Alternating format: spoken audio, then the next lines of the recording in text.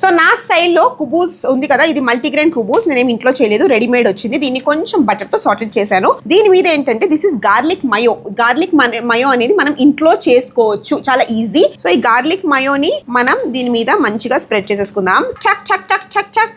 ఆగవే, నా కూతురు ఒకటి రా మెటీరియల్స్ తినేస్తుంది. తినకు అగో మా ఆయన తింటున్నాడు.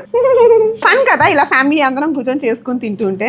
ఓకే, నా పాప ఇప్పుడు నాతో చాలా ప్రేమగా ఉంటుంది. రాత్రి మూవీ నైటప్పుడు నా మొహం కూడా చూడదు. ఎందుకు మైరాలా? Why you'll do like that? Why you'll break my heart all the time? Because I am always tortured. Tomato ketchup. ఇది లిటిల్ జాయ్ వాళ్ళది టమాటో కెచప్. ఇది చాలా బాగుంటుంది యాక్చువల్లీ, ఎందుకంటే పిల్లలకి పెడతాం కాబట్టి. This is very good without much preservatives. I actually like this tomato ketchup. ఇప్పుడు ఏంటంటే ఏదైతే మలై కబాబ్ ఉందో దీన్ని నేను ఏంటంటే ఏ స్టిక్లకు పెట్టలేదండి, జస్ట్ బటర్ వేసి మలైతో మ్యారినేట్ చేసి పెట్టాను. అంటే ఎక్కువ స్పైస్ లెవెల్స్ ఏవి లేకుండా. దీంతో పాటు మనకి ఫ్రెష్ ఆనియన్స్, అలాగే కొన్ని capsicums, bell peppers And lettuce. And lettuce. ఈ రకంగా అయినా మా పాప తింటుంది లెట్యూస్ అని. I'm putting lots and lots of lettuce.